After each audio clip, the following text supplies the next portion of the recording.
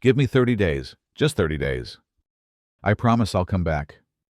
And I'll love you like nothing ever happened. Her voice was shaking. Eyes red. Fingers ice cold, gripping my hand like if she let go, the whole world would fall apart. I froze. 30 days? The woman I called my wife. The woman I once thought was my everything.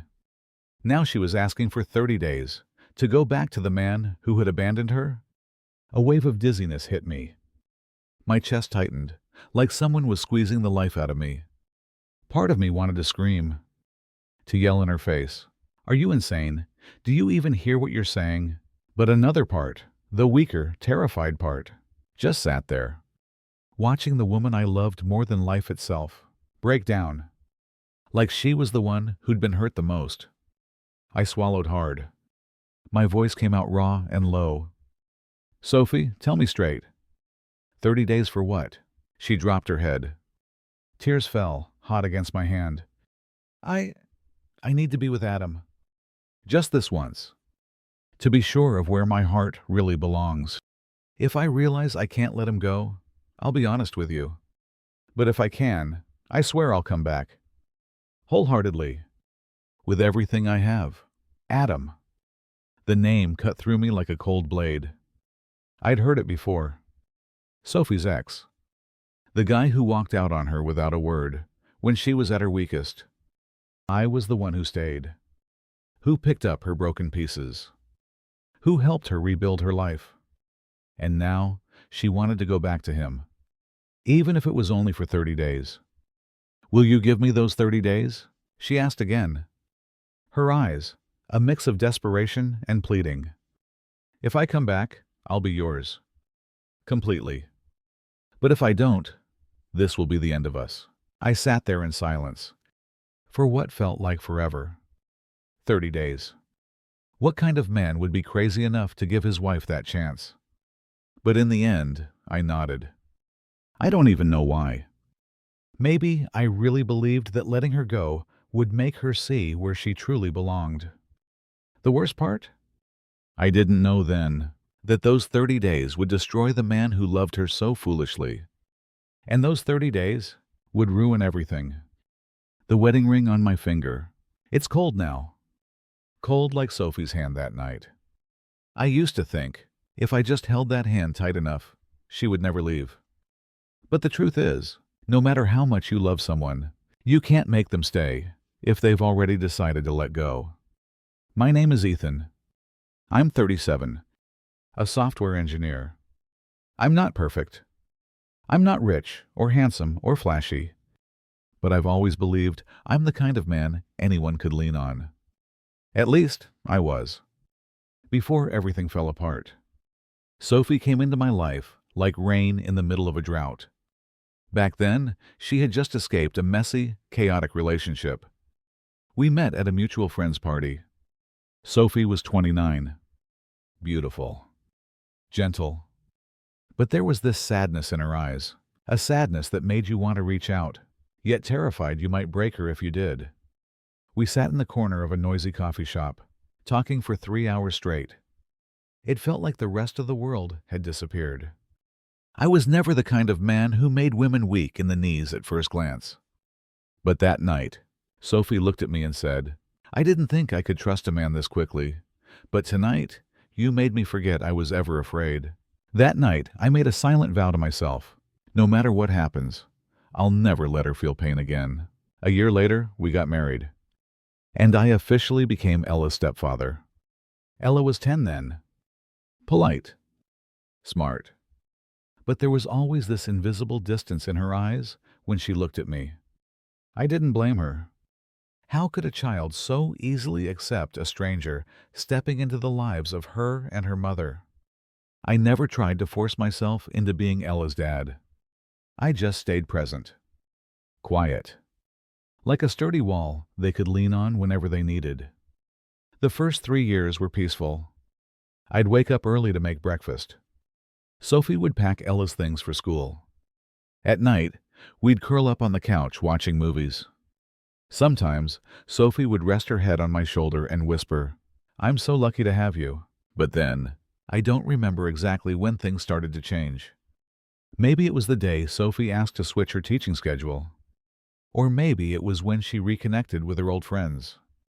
But one thing I remember so clearly, Sophie's smile began to fade.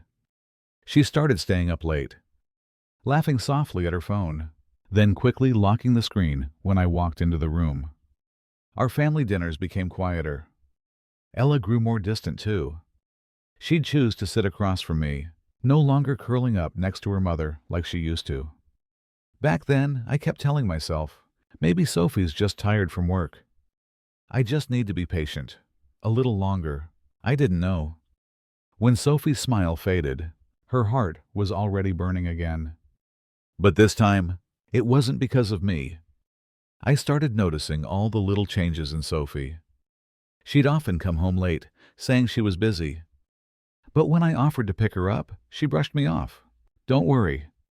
I'll get home on my own. You should rest." One night, I woke up thirsty.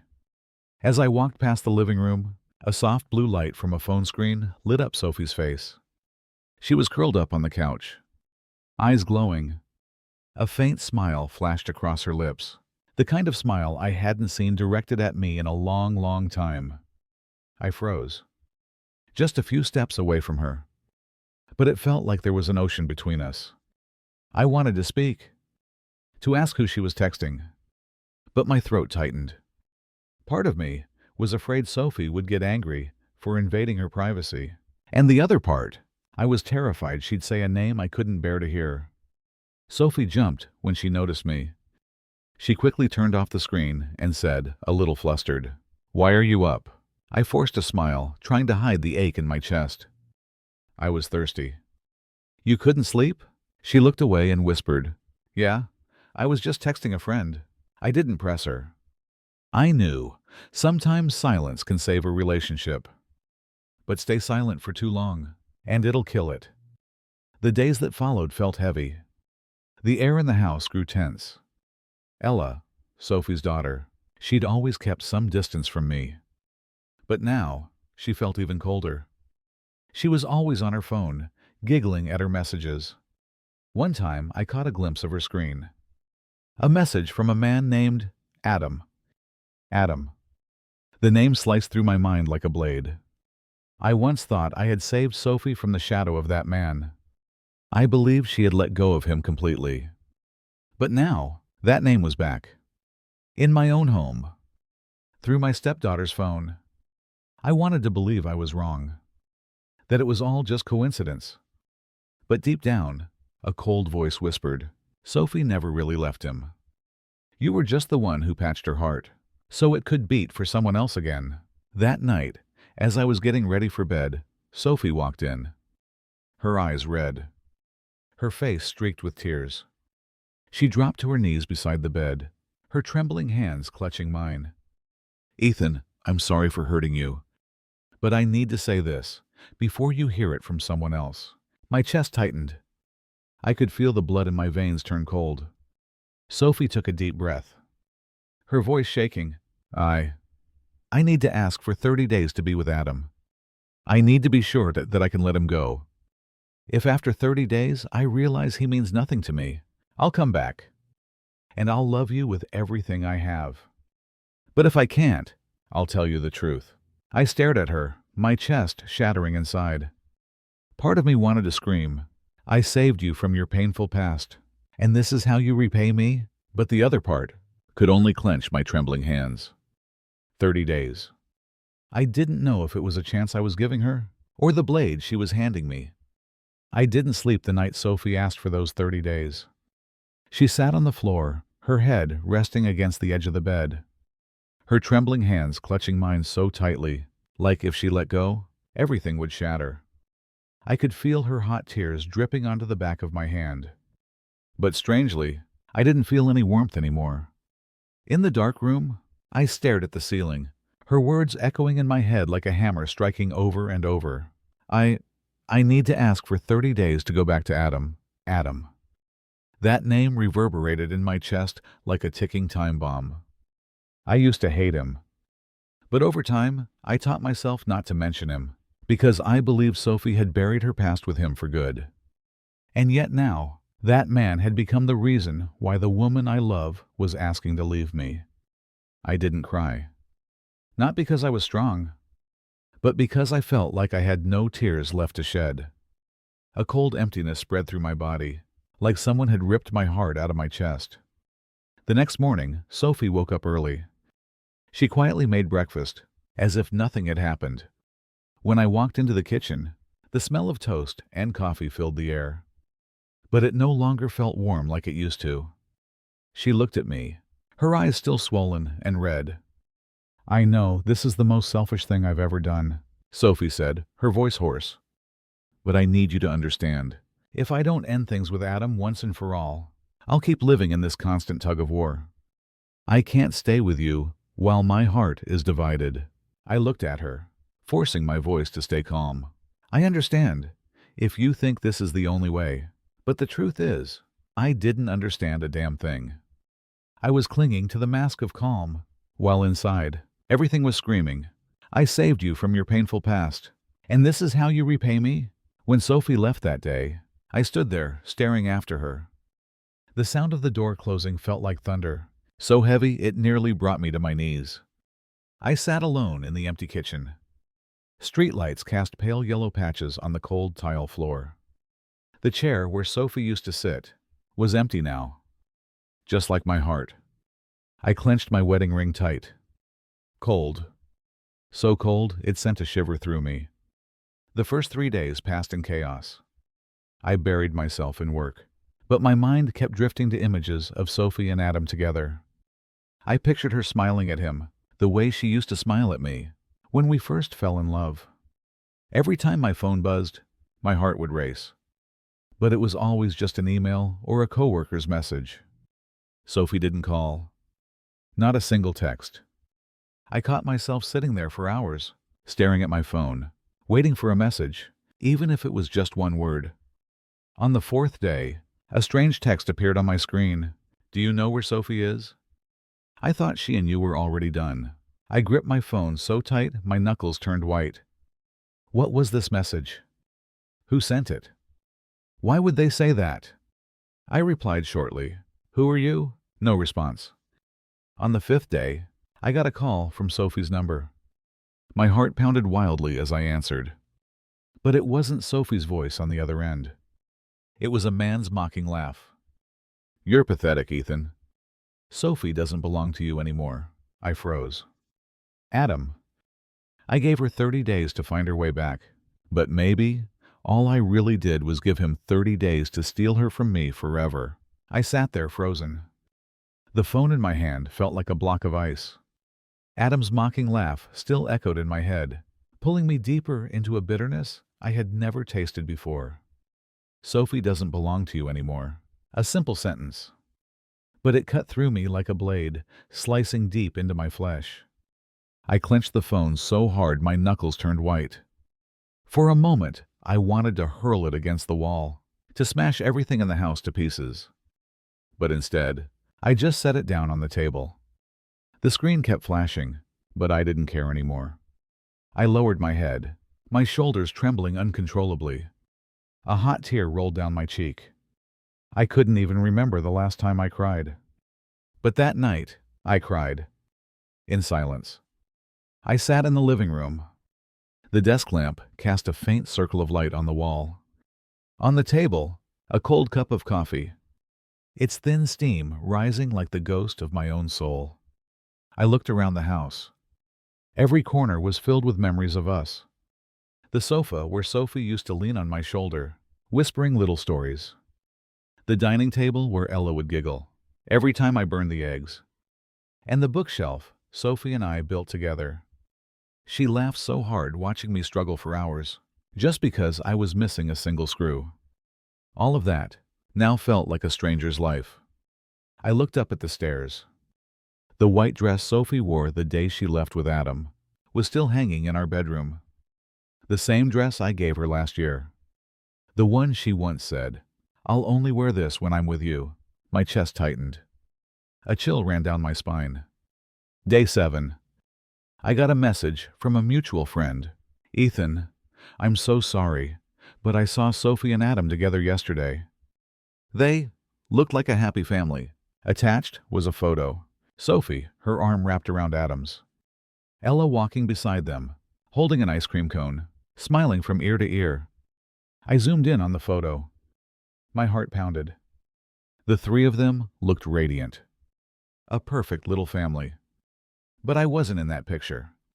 That night, Sophie called. Her voice was soft, soothing even. "Are you asleep?" I just wanted to say, "Ella and I are doing fine. You don't need to worry about us, okay?" I took a deep breath, forcing my voice to sound steady. "I'm not worried about you. I'm just learning to live with your absence." Silence on the other end. I could hear Sophie inhale deeply, like she wanted to say something, but stopped herself. "I'm sorry, Ethan." Then she hung up. That night, I opened my laptop and began typing an email I never sent. "Sophie, I loved you with all my heart. I never imagined I'd be standing on the sidelines, watching you run back to the man who once abandoned you. But if you're happy, I won't hold you back." My fingers froze over the keyboard. It was time to face the only question left. If she doesn't come back, then who am I? The next morning, I received a text from Sophie. "Ethan, I know I promised I'd come back, but now I'm not so sure anymore." I read that message again and again, and for the first time in my 37 years on this earth, I realized something. Maybe she was never really mine. I read Sophie's message over and over again. "Ethan, I know I promised I'd come back, but now I'm not so sure anymore." Each time I read it, my chest tightened like someone was squeezing the life out of my heart. I set the phone down on the table, buried my face in my hands, my breath heavy, ragged, like I was about to suffocate. I sat there for hours, unable to type a single word back. Two voices clashed in my head. "She's just lost. Be patient. She'll come back." "No, Ethan.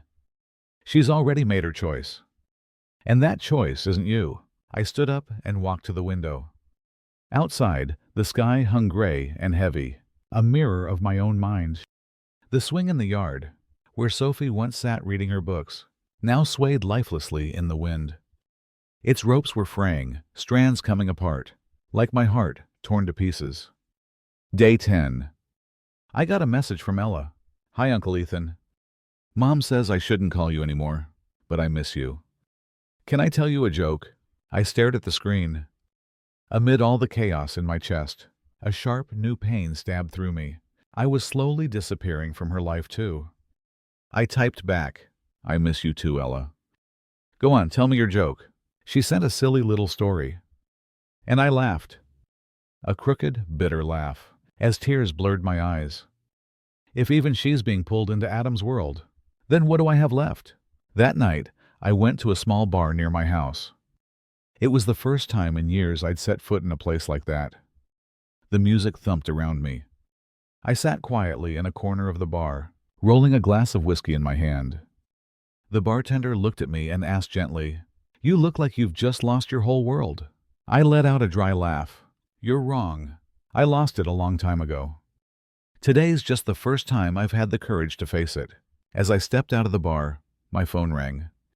It was Sophie. I answered. Her voice came through. "Where are you, Ethan?" "I just left a bar," I replied, my tone rough. "You've been drinking?" "Yeah." I needed some courage. "For whatever you're about to say." Silence on the other end. Then Sophie let out a long breath. "Ethan, I know this will hurt you, but I have to be honest." My heart pounded. I gripped the phone so tight my knuckles turned white. "Say it." Sophie inhaled deeply. "And then, I slept with Adam. And I think I love him more than I ever realized." In that moment, my body went rigid. I wanted to scream into the phone, "Why?" But my throat closed up. The words wouldn't come. I looked down at my hand. My wedding ring felt cold, cold like dead metal. On impulse, I pulled it off, clenching it in my palm so tight it burned. I stood there on the sidewalk, the winter wind biting at my skin. And for the first time in my life, I asked myself, was the real betrayal hers or mine? For loving too much? I stood frozen on the sidewalk, my hand clenched tight around the cold wedding ring.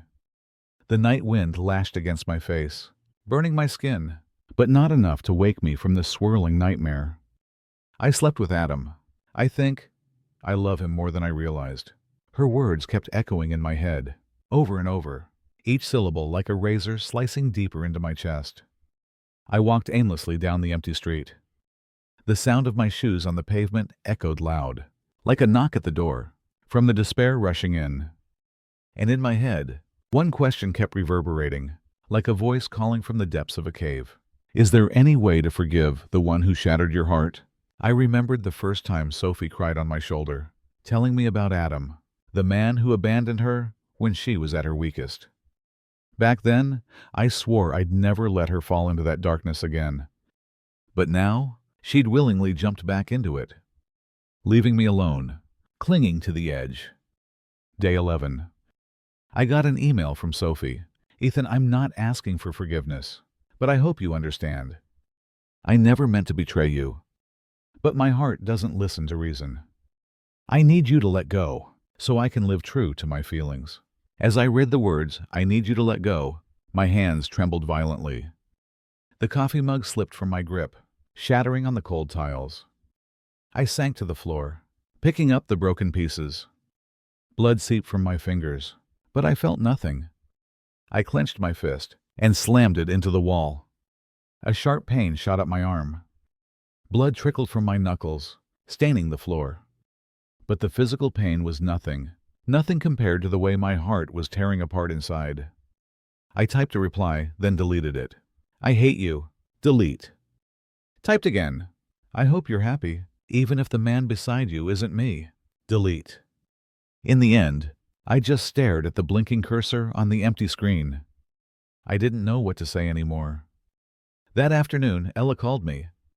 Her little voice trembled. Uncle Ethan, Mom said I shouldn't talk to you anymore. But I wanted to ask, are you mad at her? My throat tightened. The pain rose so high it nearly choked me, but I forced my voice to stay calm. No, sweetheart, I'm not mad. I'm just sad. But Ella, listen, no matter what happens, you'll always be the little girl I care about. Okay, I miss you so much. After the call ended, I buried my face in my hands. And for the first time in my life, I broke down, crying like a child. That night, I opened the closet. Sophie's wedding dress was still hanging there, still carrying her perfume. I pulled the wedding ring off my finger, placed it gently in the small wooden box, the same box I'd knelt down with when I asked her to marry me. I closed the lid slowly, my hands trembling. Maybe loving someone also means learning how to let them go. Before going to bed, I got a message. Ethan, I'll come by tomorrow to pick up my things. We need to talk one last time. I stared at the screen, my chest hollow and cold. And a question echoed deep in my mind. Tomorrow, will I be facing the woman who once loved me? Or just a stranger wearing her face? The next morning, the house was so quiet, I could hear the ticking of the wall clock. Each second dragged on, stretching into what felt like an eternity. Sophie texted me. I'll be there at 10. I sat frozen on the sofa, the cold wedding ring in my hand, feeling like a piece of dead metal. I kept twisting it over and over, my hands trembling, my mind blank. 10:05. The door creaked open. Sophie stepped in. Her face looked tired, but her eyes still held that same softness I remembered from the early days. She wore a white blouse, her hair loose, her familiar perfume hanging lightly in the air. Hi, she said softly. I nodded, forcing myself to sound calm. Go ahead, get your things. Sophie stood still for a moment, then set her bag down on the table. Then, I'm not just here to pack up. I need to talk to you. I pulled out a chair, my eyes following her every movement. I'm listening. She took a deep breath. Her hands intertwined tightly, like she was afraid she'd fall apart. Ethan, I'm sorry. Truly sorry. I know I've destroyed everything you built for us. But I need you to understand. I didn't do all this because I hated you. I did it because I was scared. Scared of what? My voice dropped low. Scared of spending my whole life with a heart that no longer felt alive. Her words sank into me, like another blade twisting in my chest. I tried to hold myself steady, but my voice began to shake. And I never loved you halfway. I never gave you a reason to be afraid of anything. And yet, you chose to go back to the man who once abandoned you. Sophie lowered her head, her tears falling silently to the floor. I know Adam hurt me before, but when I saw him again, my heart wouldn't listen anymore. I hate myself for this. I hate that I betrayed you. But Ethan, I can't stay with you while my heart belongs to someone else. I shot up from my chair and walked to the window. Sunlight streamed into the room, but it didn't warm me. I clenched the wedding ring in my hand, my fingers trembling. You know, I whispered, I once believed that if I just loved you enough, you would never leave. I opened my hand. The ring slipped from my palm, clinking as it rolled into a dark corner of the room. I stared at it, but I didn't have the strength to pick it up. Sophie stepped closer, her hand resting lightly on my shoulder. Her voice cracked. Ethan, there's something I haven't told you. I turned, my heart pounding. What is it? She broke into sobs, her words fractured and heavy. I found out I'm pregnant. The room spun around me. I stared at her, my lips trembling. Whose child is it? Sophie's knees buckled. She sobbed harder, her voice barely audible. Ethan, if this baby is yours, please, find a way to forgive me. But if it's not, I'm begging you, forget me. I stood there, frozen, my breathing heavy, like I had just run 100 miles. The room was silent. So silent, I could hear the ticking of the clock, reminding me of every second slipping away, seconds I could never get back.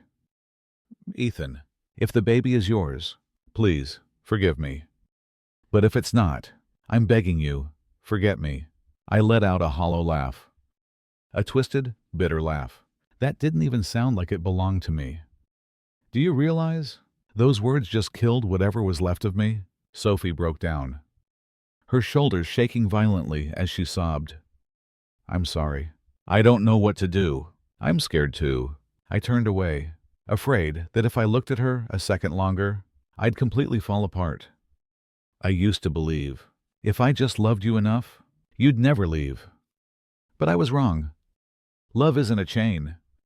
And I can't chain your heart. Sophie stepped closer.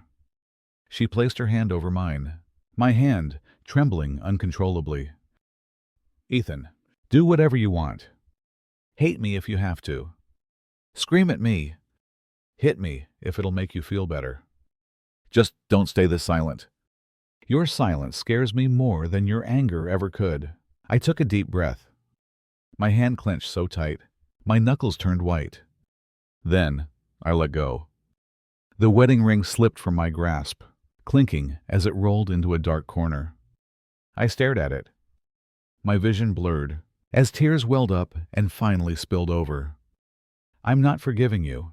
I'm just tired. Sophie looked up, her tear-filled eyes trembling. Ethan, are you sure you want to know the DNA test results? I froze. My chest constricted, tight enough to crush me from the inside. You've already done the test? Sophie bit her lip hard. She didn't answer. The room sank into a suffocating silence. I bent down, picked up the wedding ring from the floor. Staring at it for a long moment, I whispered softly, as if speaking only to myself. It's time to let go, Ethan. I placed the ring into Sophie's trembling hand. Keep it. Whether the baby is mine or not, they deserve a mother who's happy. And me, I don't want to be the scar left on your heart. Sophie broke down completely, clutching the ring in her hand, as if trying to hold on to something already shattered. Ethan, I don't deserve your kindness. This isn't kindness. I'm just exhausted. I stepped out of the house, leaving behind Sophie's sobs, and the faint trace of her perfume lingering in the air. Outside, snow had begun to fall. White flakes settled on my hair, cold, but not as cold as the emptiness in my chest. I stepped out of the house. The door closed behind me with a heavy thud, echoing like thunder in my head. That house, once filled with laughter, warm morning light, and naive promises, now it was nothing but memories. Outside, snow was falling thick and heavy. Each step I took left deep prints in the white blanket, only to be quickly covered again by fresh flakes. Of course, my mark on her life will be erased just as easily. In the days that followed, I moved into a small apartment on the other side of the city. The place was old. Water stains ran down the walls. But strangely, it felt safe. No trace of Sophie's perfume. No sound of Ella's giggles. Just me and the echoes of my own thoughts. That first night, I opened the fridge. A few old cans of beer. And a small note stuck to the door. "Don't forget breakfast, Sophie." I slammed the door shut, as if afraid my heart might fall out of my chest. I slid down to the floor, pulled out my old laptop, and opened a folder labeled Sophie and Ella. Hundreds of photos appeared on the screen. Picnics, family dinners, Ella's eyes, the first time she called me Daddy. I hovered my finger over the delete key, but stopped. I couldn't do it.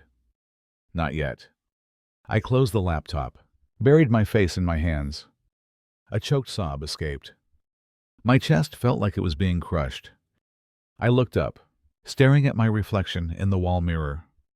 The man looking back at me was gaunt, his eyes sunken, his stubble unkempt. I used to be the one who made Sophie smile, the steady shoulder Ella could lean on. Now, I didn't even recognize myself. Is forgiveness a way to save whatever humanity I have left? Or just an excuse to cover up my own weakness? I let the phone slip from my hand and dropped to my knees on the cold apartment floor. My chest tightened. A raw, broken cry tore out of me, echoing off the 4 empty walls. Day 7. I received a message from an unknown number. "Ethan, thank you for not hurting Sophie any further. I don't know how to make up for what I've done. But if you ever want to meet, I'm ready. Adam." I gripped the phone, my fingers trembling. My heart raced. Part of me wanted to find him right then, to unload every ounce of pain he'd caused. But another voice whispered, "Would it even matter, Ethan?" The next morning, another message came. This time from Sophie. "Ethan, I know I don't deserve to text you, but I just got the DNA test results. If you want to know, I'll send them." I stared at the glowing screen, my hands shaking, and in my mind, a question echoed endlessly. Do I even want the truth? Or should I hold on to the last fragile thread of hope, just to stop the pain? I sat motionless on the floor. Faint sunlight streamed through the window, spilling across the room in a cold, pale streak. The message from Sophie still lingered on my phone screen, each word burning into my eyes. "Ethan, I know I don't deserve to text you, but I just got the DNA test results. If you want to know, I'll send them." I froze. My fingers hovered over the reply button, trembling, but I couldn't press it. Do I really want to know? If the child was mine, would it change anything? Could I forgive her, take her and the baby back, start over? Or would I spend the rest of my life drowning in doubt and suspicion? If the child wasn't mine, could I survive one more blade to the heart? I stood up suddenly, walked to the desk, and pulled out a blank sheet of paper. I wrote 2 big words, "Forgive." Then I slashed a line through it. Next I wrote, "Hate," and crossed that out too. I stared at the 2 words, both torn apart by black ink. My chest felt heavy. Forgiveness or hatred, both keep her locked inside my heart. But what do I really need? An escape, or just another chain? That afternoon, Adam sent another message. "I'll be taking Sophie out of the city. If you want to see her one last time, I can arrange it." I didn't reply. Instead, I stepped out onto the balcony. The last light of the day fell softly on the rooftops in the distance. A cold wind brushed against my skin, carrying the scent of the city and the sounds of life slipping quietly into night. I loved Sophie with everything I had, and I lost her in the most painful way. But maybe True love isn't about holding someone at any cost. It's about learning to let them go when their heart no longer belongs to you. I inhaled deeply, letting the cold air fill my lungs. For the first time in weeks, my heavy shoulders felt lighter. That night, I drafted a message to Sophie. Sophie, I don't need to know the test results. I'm not sure I'm strong enough to face them. But I hope the baby grows up in a happy family, even if that family doesn't include me. Thank you for loving me once.